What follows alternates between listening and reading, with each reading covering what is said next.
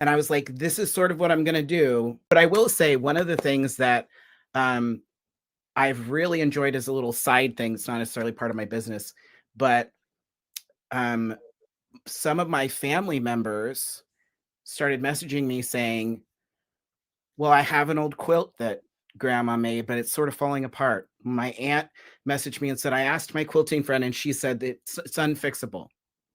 And I said, mail it to me. And it was it was such a fun experience. I basically said, look, there's no way I can make this look like it did before. But like, what are your guidelines? Like, I'll make it look a little better. And she's like, do whatever you can do.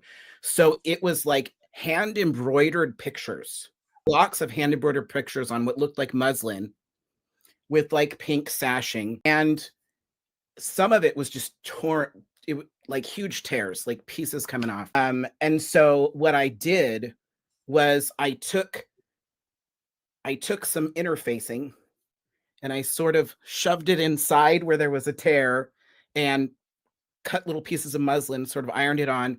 And then basically what I said to my aunt was I was like, okay, so you know how in some places in Asia, when you break a dish, you're supposed to fix it with gold, right? Because that's it has meaning, like it's lived through this thing or whatever.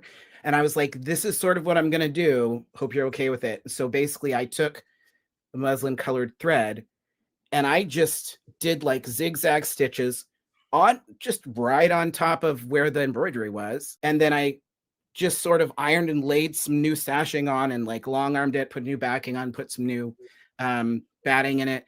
And it ended up really nice. Like, because to me, it was like, okay, I can see all this stitching. I mean, it was almost like thread painting over where the rips were, but it was so beautiful to me because it was like, that's part of the story of the quilt, you know? And I loved doing it.